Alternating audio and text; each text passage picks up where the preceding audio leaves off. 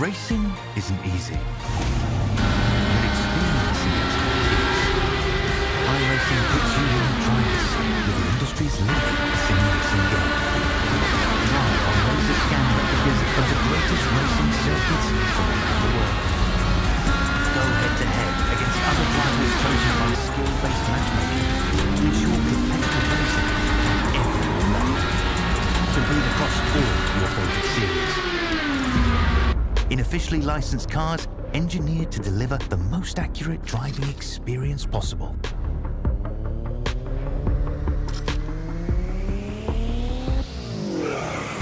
Join a race or host your own with players from across the globe. Race against the computer or in a league with friends. Feel the thrill behind the wheel. Visit iRacing.com.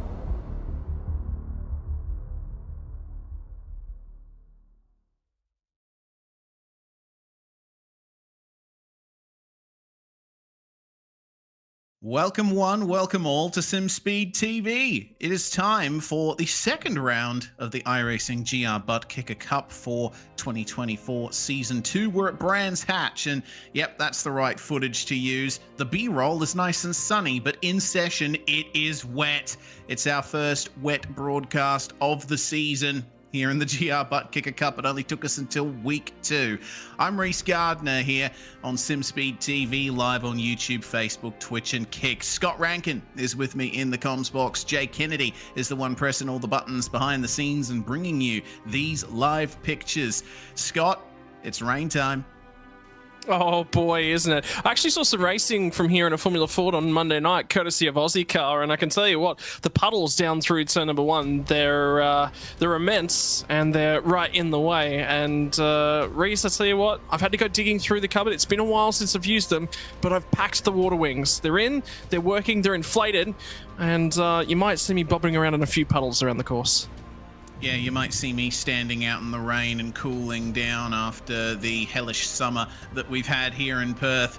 Man, this is going to be fun. Of course, Brands Hatch in the UK. It's a track that's smack dab in Rainland. No surprise to see that this place is grey and soaking. Brands Hatch has been around since the 1940s. Actually started out as a bean-shaped loop in a grass field, and its first races were bicycles, not motorcycles, straight up pedal with your feet bicycles. But it's evolved into one of the premier motorsport venues in the UK. It's fast and flowing. It's got a few overtaking opportunities, particularly at the Druids hairpin at turn 2. And, I mean, racing's always entertaining here. Yeah, frustrating is another word that comes to mind. The track always feels incredibly narrow, and that's one of the real key characteristics to it. And very, very important when you take in tonight that there's a little bit of rain added to the mix. A journey to Britain, if there was anywhere on the Toyota 86 calendar that was most likely to summon the demons falling from the... Sorry, not demons, my apologies, it's just rain. It's not quite as bad as I thought. There is one driver actually out there turning laps in the qualifying session on the dry tyre who's just come back to the pit lane and thought better of himself. But, tell you what, the puddles on the runoff of Puttick Hill are immense on the left-hand side of the road when you get down there, Reese, and I feel like singing a song from Sesame Street. It goes a little bit like, splish splash, I've been having a bath. Yeah, indeed. Look at how deep those puddles are, and the weather radar is looking pretty interesting too. Actually noticing that the clouds and precipitation could be clearing up at some point during the race, so we might be dealing with a drying track over the course of the 15-minute race that is coming up here. The drivers are in the middle of their 8-minute qualifying. They each get 2 laps to set their time for the grid, and then it's just a straight up 15-minute sprint around Brands Hatch. Takes about 1 minute and 54 seconds in the wet to complete a lap. So I reckon we'll be hitting about 8 laps over the course of this race. Yeah, it's tricky. The conditions are changeable too when we jump across the race session. So I was spectating some friends participating in this race a little bit earlier on. The qualifying itself was actually run in the dry conditions. You could have run dry tyres, not really a speck of rain. Crossed over to the race server, and there was more rain on the actual circuit, but again, heavens were quite dry. So those track conditions could change, and one of the key things I think is it's only a 15-minute race. So even if you get the tire compound wrong, oh man, there's not enough time to get it back. It's not changeable. You just got to come back in and change off of those tires nearly straight away as soon as you possibly can. Get them wrong, race is over. That's pretty much it. The best news about this session, though, guaranteed to be looking wet at this point in time. Have a look at the run on board down to turn number 1. That's what the rain in the area looks like. Keep an eye on the slick to the inside there, Reese. But check this out. This is the key part. Where do you drive on the run down the hill? Exactly. Look, see, going through that little narrow land bridge, I suppose you could call it, down through Paddock Hill. This is such an interesting set of circumstances, this. I have commentated one race in the wet. It was iRacing Happy Hour last week, but this is the first time that I am watching a race with all human drivers in wet conditions. So I'm looking forward to having my mind blown as we check out Mark Taylor going across the top of the circuit. Just went through Dingle Dell, and there's a bit of a dip here into Sterling's Corner. You see once again the way the water is falling. It's pooling quite a bit at the edges of the racetrack. So I think the drivers will be looking for grip wherever they can off the racing line. You can actually see how greasy the racing line is in these conditions. Yeah, that nearly looks like the perfect ingredients to be flying at the bottom of your fry pan as you're cooking up a nice burger. Somewhere hopefully inside and nice and warm. Not really a greatest place to be placing a tyre. Is probably the things that are going through the back of your mind. The thing I'm disappointed about, have a look at the livery the car we're on board with there. Snowy River, and I thought for a second, oh my god, it's going to be perfect. Snowy River Hydro? No, it's Snowy River Caravan. So I got a little bit excited there. Yeah, well, I mean, it's close enough, isn't it? Snowy mountains tend to be a bit cold and wet at the best of times. Here's how things are going to start. Hayden Kirk for Kiwi Sim Racing is going to start alongside Eder Polanco, with Kyle Moyle qualifying in 3rd place. He's going to start alongside Ryunosuke Hayashi, with Matthew Brunt, who won the previous broadcast at Lebanon, starting alongside Colby Ashmore. In 7th place, we got Chris Etheridge, he's starting alongside Peter Vanderberg, with Dean Hunt in the session, starting alongside Brett Selby Wood. Terry Humphreys is going to start in 11th spot. Last driver to set a qualifying time is Toby Frame, and he'll be thinking that lap was so not right. Mark Taylor and Trevor Mortimer going to start on row 7.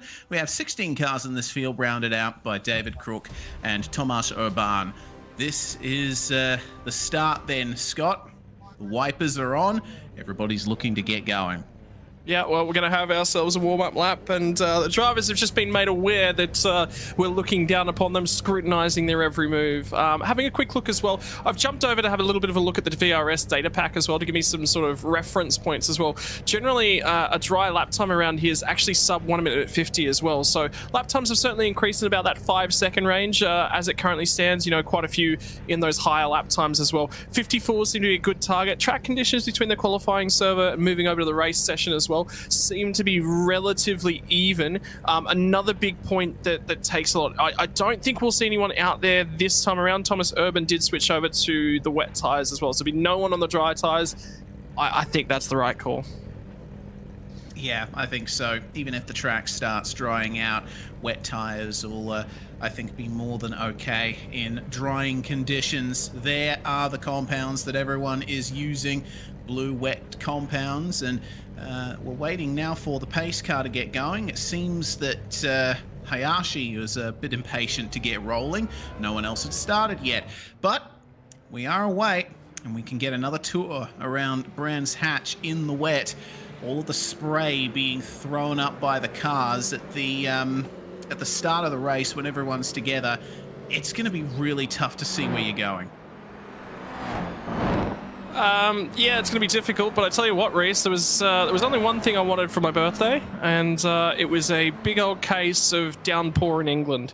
I think I've been justly rewarded with my favourite birthday present, some greasy racing, cars trickling all over the track, drivers disaster, broadcasters wet dream.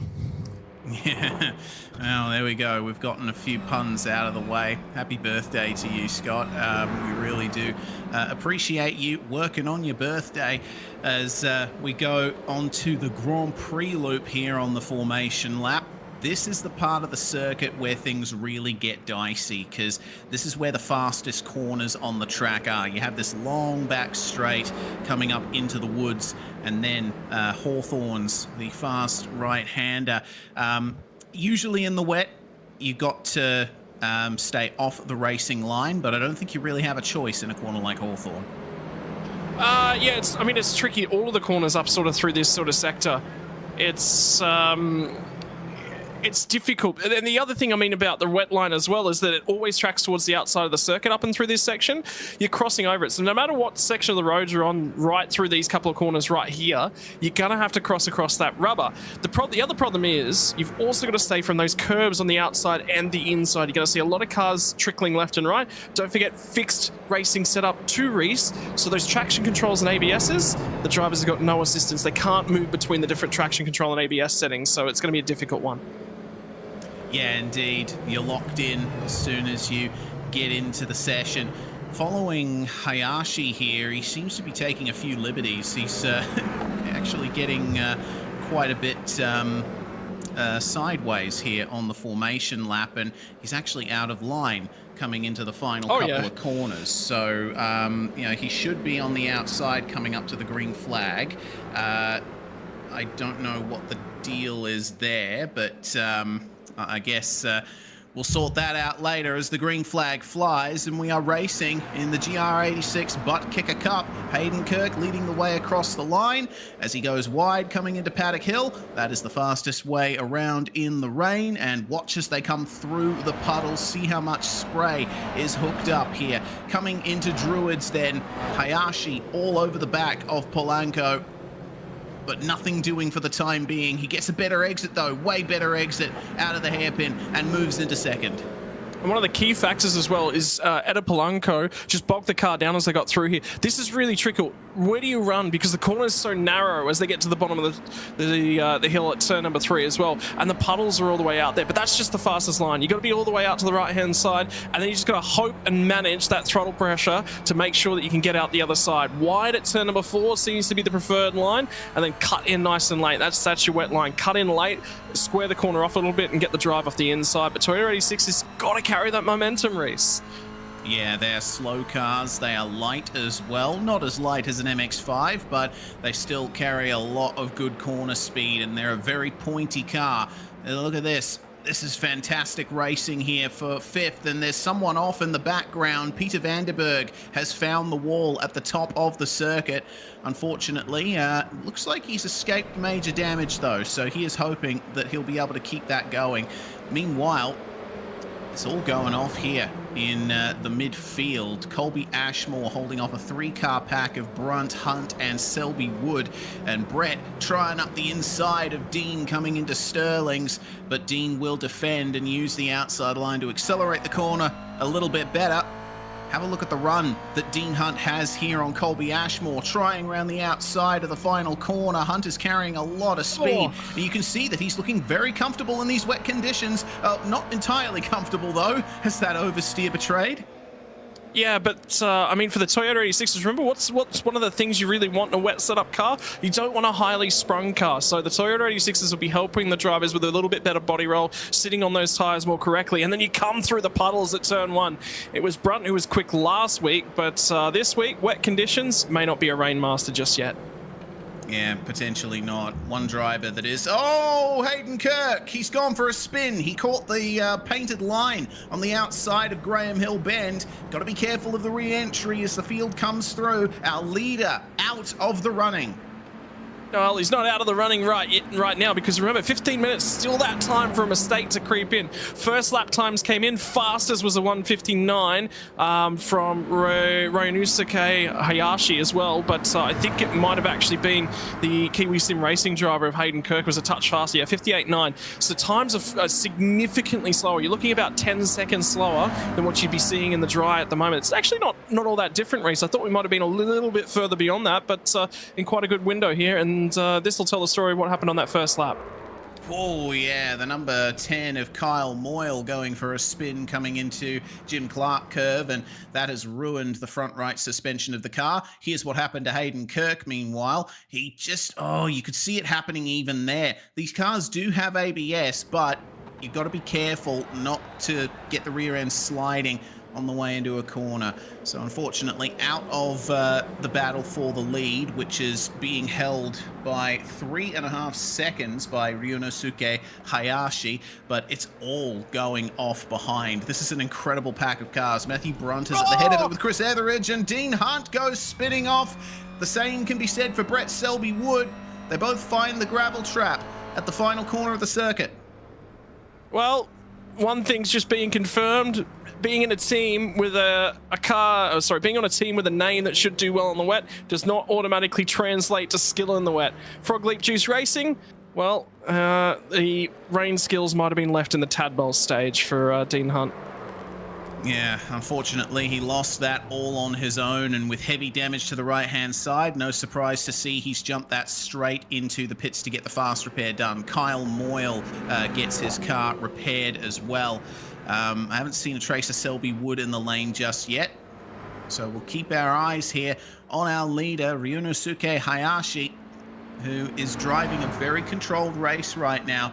He's lost a bit of time to Ede Polanco. The gap's now under 3 seconds, but I think he should have enough in the tank to just hold on to this as long as he keeps it consistent. I think Polanco needed a lap or two to just get used to the conditions again. Meanwhile, look at the weather radar. The precipitation has left the circuit. So, I mean, it's only a 15-minute race, but we could potentially, okay.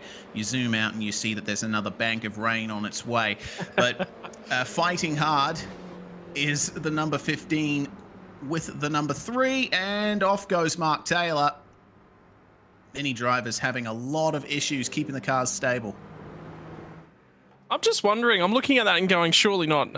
It wouldn't be the Mark Tubby Taylor that's the Australian ex-cricket player. I can tell you, actually, one of my old motocross bikes got it sold to Mark Tubby Taylor when I was a young whippersnapper. Walked in, talked to my dad, ended up buying a motorbike off us. So that was an interesting thing. So I know he's a race fan, but that was for one of his kids. So whether or not he continued on, bought himself a sim racing rig, I don't think so. But you love to dream. Indeed you do. Hayden Kirk is dreaming of getting back into the lead right now. He's already back up to 5th. He lost quite a bit on the second lap with that spin, but you see the amount of time he's making up on Etheridge and Brunt up ahead. Etheridge taking the wide line in. He's trying to chase down Brunt, but you could see through Paddock Hill. He was having trouble keeping the rear end in check. Yeah, and in all things considered, Hayden Kirk made a few overtakes on that lap. Still took half a second out of Etheridge just ahead of him. Brunt's really sort of struggling. He's the slowest of this little group. Basically, second fastest car on the road that last time by was Hayden Kirk, so he's definitely got a little bit of speed in the wet, but it's the Japanese driver who's is continuing to lead the way. So currently stands contact, and Etheridge off the road. Yeah, Etheridge was slow off the corner there, and Kirk just tapped the back of him. I think that's all fair, though. Kirk didn't really have time to react there, but he is now with Brunt as they come into Hawthorns and up the back section of the circuit. You see how hard he's working the wheel as Hayden Kirk. This car is looking more alive than it ever has been. Yeah, but there's not enough grip. Normally there's just enough grip to keep the rear ends underneath you. Normally in the 86 when it starts to go, it's a little bit too late to bring it back underneath you, but the rain changes that just a little bit. They twitch a little bit. The suspension's slow to respond, gives you a little bit of time. You've got to be able to drive a car that's a little bit on the edge, a little bit all over the place, and you saw him lock the brakes on the way down in there into the second last corner of the lap. So there's potential there, and Kirk is just happy to let a car wiggle and crawl all over the road. One thing I've noticed very, very early on in the rain stages, if you can drive a car that's on edge and you're capable of keeping it on edge and keeping it comfortable like that, you give yourself the edge. And he has the edge coming into Paddock Hill Bend. Up the inside then on Matthew Brunt goes Hayden Kirk back up into 3rd place. Now, the gap for the lead is currently sitting at about 7.5 seconds for Brunt, but he only has 3 seconds to make up to get back to Ede Polanco, so a top 2 might still be on the cards here for Hayden. Yeah, it's been a tricky old race though, hasn't it? David Crook has already left the session, so 16 cars comes down to 15. Minute and 20 seconds back to Kyle Moyle, by the way. He's only about 25, 30 seconds up the road. Dean Hunt's recovering, doing okay. He's caught his all the way back up to Thomas Urban. Oh, round goes at a Polanco. Oh, there we go. That's P2 then for Hayden Kirk. Brilliant stuff. He's managed to drive well past that. Polanco, unfortunately, the rear still not quite in check for him. Every single driver out there is struggling, searching for grip, and we already know from past seasons of commentating racing in this car that the rear end has troubles. It does tend to be a bit too much of a pointy car on the dry at times. Well, the wet just exacerbates that, as now Chris Etheridge is having a go at Matthew Brunt, trying to get back past. Brunt, since he was passed by Hayden Kirk, has continued to lose pace. Well, have a look at the margin for the race lead, by the way. What was it, out 7 seconds at the start of the lap? So I can tell you there's been a big mistake up in and around sort of on the run down off of Druids, down to the bottom at turn 3, and then sort of in that back section as well. So Kirk is making a supreme amount of time. He's driving aggressively and he's taking some risks here. And at the moment, the Japanese Hiyashi seems to be struggling. Made a couple mistakes on that lap. I'm really curious to see what the time will be when he gets to the start-finish line here.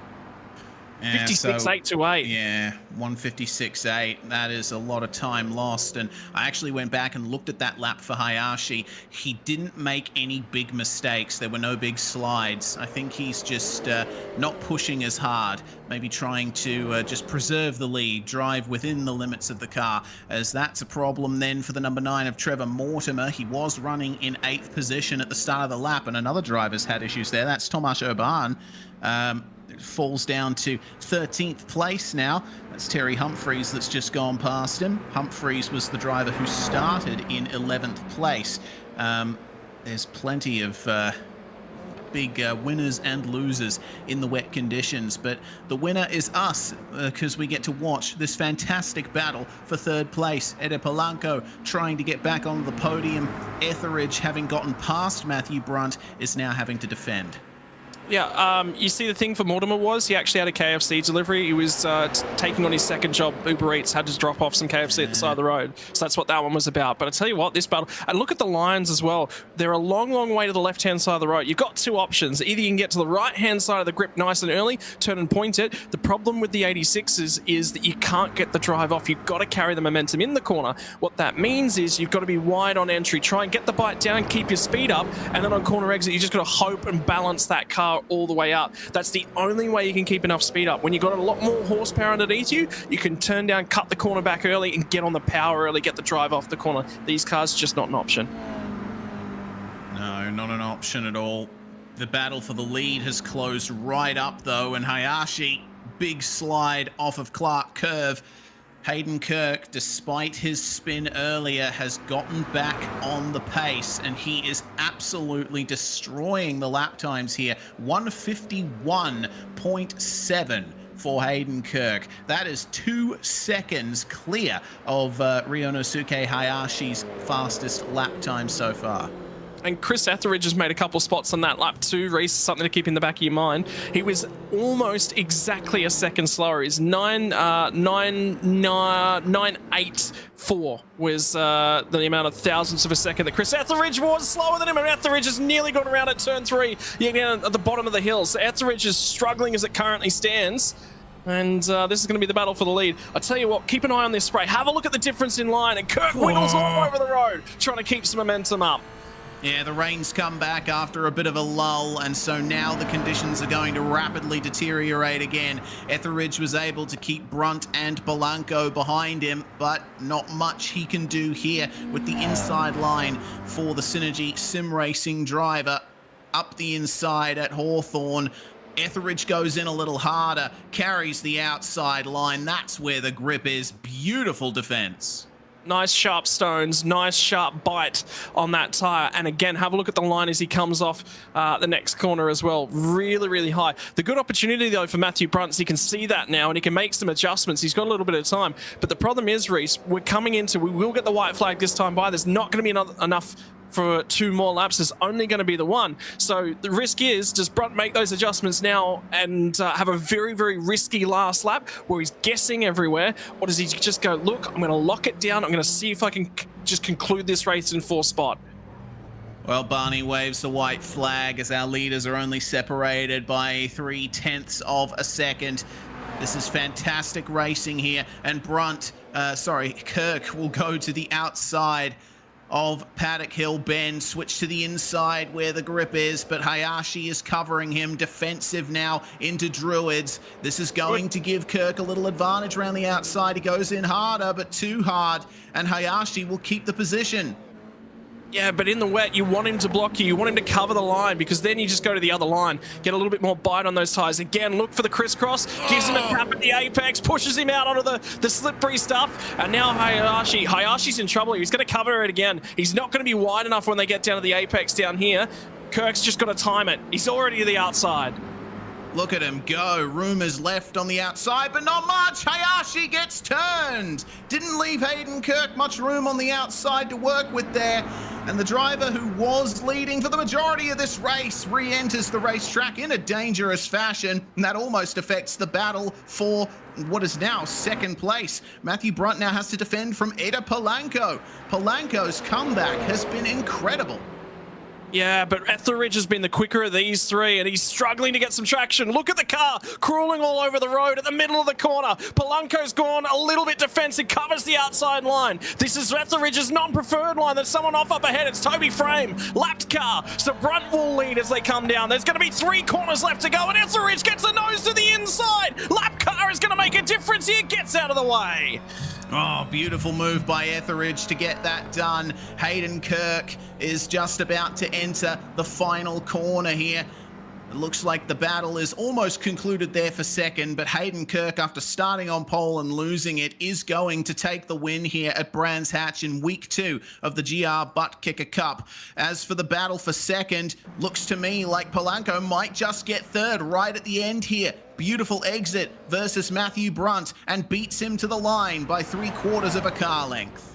Yeah, he had a little bit of toe on his side, was Eda Polanco as well. Hayashi's going to come home in 5th, but what could have been, it was absolutely a move that was on around the outside. He tried to block it, he tried to cover it off late, but like I said, Reese, remember, Hayden Kirk used his brain just a little bit there, forced him into covering, and that was the problem. Put himself on the slick stuff by blocking. The rain does not pay to cover those inside lines. No, certainly doesn't. Well, that's almost half the field across the line. We have quite a few drivers who have fallen back a long way. Mark Taylor setting the fastest lap right on the final lap there, finishing in 8th position. Last driver to get to the finish, it looks like, is going to be Kyle Moyle, who's still up the back end of the track.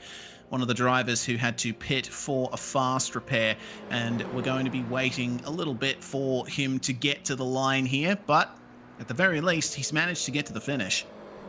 Now, that's sometimes the key, and I mean, there's a lot to take out of this one, Reese, as well, because that was difficult conditions that were improving. And think about this, for a lot of the drivers who are in that session, that's another race session in the back of their minds that they're gonna shelve away. Think about Sebring this weekend. The forecast for the Sebring 12 hours is going to be for about 6 to 8 hours worth of rain. So half to 2/3 of the race is going to be in the rain or wet-ish conditions at Sebring this weekend. For guys that maybe, yeah, they didn't finish the race up at the pointy end, they still got a lot of laps in a different car, more data. Stick it in the back of your mind. Indeed. Well, here are your results then. Hayden Kirk, Chris Etheridge, and Eda Polanco are your podium. Up 5 places for Etheridge. Good job from him. Matthew Brunt finishes in 4th, and Ryunosuke Hayashi also makes it to the finish, 10 seconds behind, but could have been racing for the win in the last few corners if things had turned out a little differently. Colby Ashmore, Brett Selby Wood, Mark Taylor getting the fastest lap in 8th place. Dean Hunt and Peter Vanderberg rounding out the top 10. Then we have Trevor Mortimer finishing ahead of Terry Humphreys. Last 2 finishers on the lead lap, Tomasz Urban and Kyle Moyle. Toby Frame finished 1 lap down, and unfortunately David Crook had to retire 7 laps from the end. Well, that concludes running from Brands Hatch, but we have Winton Motor Raceway coming up next week, Scott. And Jay said before we went live, if it's not raining at Winton, something's wrong. Plenty of puddles to play around in. Time for a splish splash. Get the wellies on, get the water wings, get out there, get wild and get wet, I think is the best way to approach next week. Lots of practice to come, particularly for a lot of drivers in that field that jumped in last minute. There'll be more practice before next week. Indeed, there will. Plenty of practice required to master the wet conditions in the GR Buttkicker Cup. Big thanks to everybody for joining us here on SimSpeed TV, whatever platform you're coming from, YouTube, Facebook, Twitch or Kick. We appreciate you. Big thanks to Scott Rankin for joining me in the comms box, and of course Jay Kennedy, the man behind the scenes making all of this happen in the first place. My name's Reese Gardner. From all of us here at SimSpeed TV, we'll see you next week.